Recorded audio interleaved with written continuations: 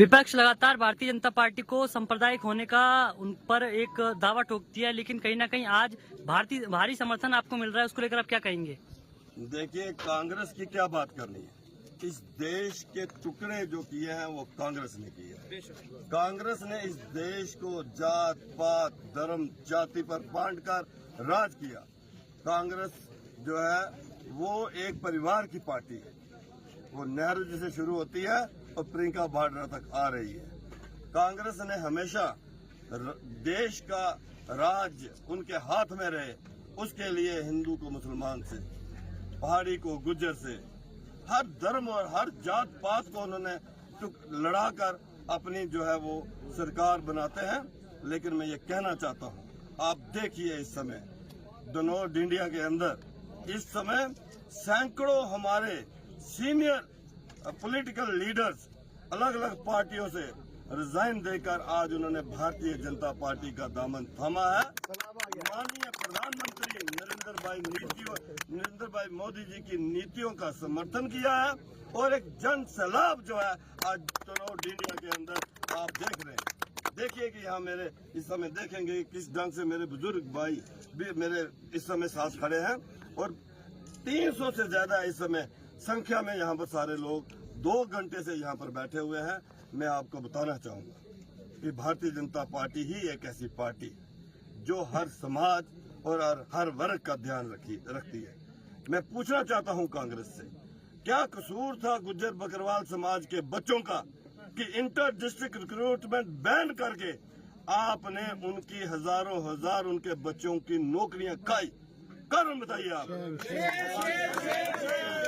Bharatiya Janata party की सरकार आने के बाद माननीय प्रधानमंत्री नरेंद्र भाई मोदी जी ने इंटर डिस्ट्रिक्ट रिक्रूटमेंट से बैन हटाया, जिससे गुज्जर बकरवाल समाज के बच्चे आज जम्मू कश्मीर के हर जिले के अंदर अपनी रिजर्व पोस्टों के ऊपर वो नौकरी कर रहे हैं, फॉर्म भर रहे हैं, उनकी वहां पर सिलेक्शन हो रही है। बात क्या कांग्रेस की आप बात करेंगे?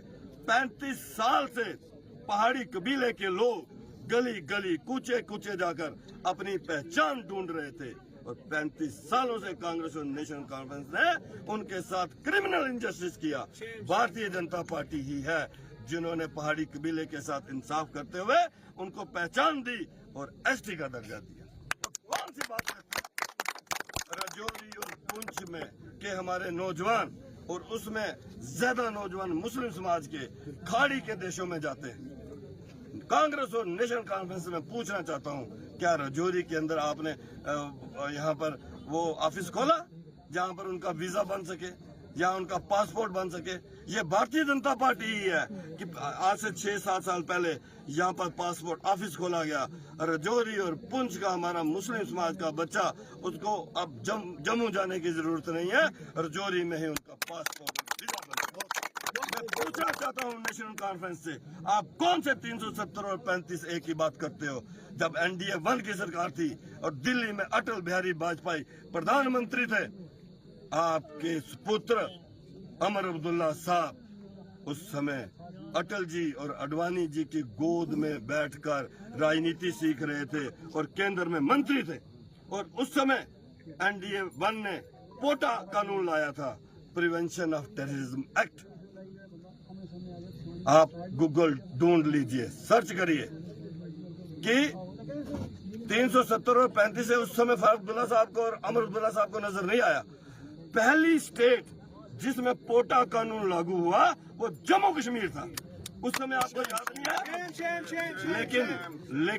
लेकिन पंचायती राज एक्ट की 73rd और 74th अमेंडमेंट के लिए आपको 370 और 35A की आड़ आपने ले ली, क्योंकि उससे नौजवानों को लीडरशिप मिलती।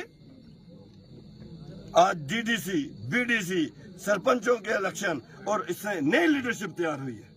आज इस विधानसभा चुनाव के अंदर जम्मू कश्मीर की 90 विधानसभाओं में इन चुनावों में जीते हुए BDC और DDC की नई लीडरशिप उभर कर आई है और वो चुनाव लड़ रही है। लेकिन परिवारवाद के कारण नई लीडरशिप खड़ी ना हो और आपने 73rd और 74th अमेंडमेंट यहाँ लागू नहीं की, भारतीय जनता पार्टी ने की। एक सरपंच को साल का 23 लाख रुपया मिल रहा है, 5 सालों में उसे 1.5 करोड़ रुपया मिला। हर पंचायत में डेवलपमेंट के लिए। मैं पूछना चाहता हूं कि आप